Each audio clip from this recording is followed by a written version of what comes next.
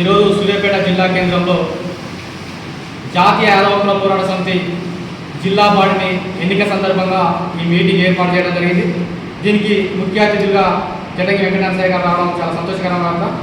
అయితే మండల అధ్యక్షులు, ఇటు నియోజకవర్గ అధ్యక్షులు, పట్టణ అధ్యక్షులు ఈ జిల్లా బాడీ పూర్తిగా ఈ నియామకంతో పాటు యాదవ అభివృద్ధి, యాదవ హక్కుల కోసం పోరాటం చేస్తామని చెప్పి సందర్భంగా తెలియజేస్తున్నాం. మేము ఈ రాష్ట్రంలో 16% జనాభా శాతం కలిగి ఉన్నాం, ఆర్థికంగా ఉన్నాం, ఎవరికి అవినీతి చేయకుంటున్నాం, అందరికీ న్యాయబద్ధంగా ముందుకు పోతున్నాం. ఇక్కడ ఊర్ల నుంచి మొదలు పెడితే పట్టణాల దాకా మేముంటేనే నడుస్తున్నాయి, మేము పండిస్తేనే తింటున్నారు, మేము కాస్తేనే ఆ బలంగా ఉంటుందని చెప్పి కూడా సందర్భంగా తెలియజేస్తున్నాం. మరి మేము ఆ చట్టసభలో ఎందుకు లేకపోతున్నాం అని చెప్పి కూడా ఈ అధికార పక్షాలను మేము డిమాండ్ చేస్తున్నాం.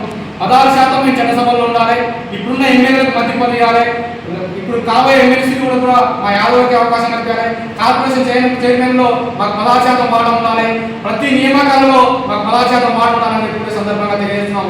యాదవులు ఇవాళ అగ్రకులం అయిపోయింది. ఎందుకంటే బీసీడీలో ఉన్నాం, మేము అగ్రకులాలం, మీరు కాదు. ఈడబ్ల్యూఎస్ తెచ్చుకొని మీరు పేదలు అయిపోయారు, మీరు ఉన్నోళ్ళు కూడా ఈడబ్ల్యూఎస్ రిజర్వేషన్తో అధిక జాబ్ పొందుతున్నారు. మేము మాత్రం బీసీడీలో ఉండి యాదవం తక్కువ జాబ్ కొట్టుకోవడం జరుగుతుంది.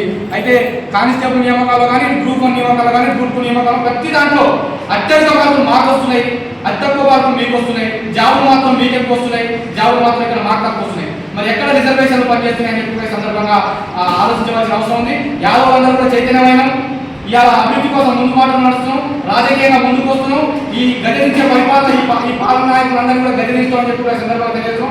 మాకు తప్పకుండా చట్టసభల్లో ప్రతి దగ్గర ప్రతి రంగాల్లో మాకు అవకాశం కల్పించకపోతే మీకు రానున్న రోజుల్లో ఓట్లు కాదు కదా డిపాజిట్లు దక్కదని చెప్పి కూడా ఈ సందర్భంగా అధికార పక్షాలకు అగ్రకులాలకు తెలియజేస్తూ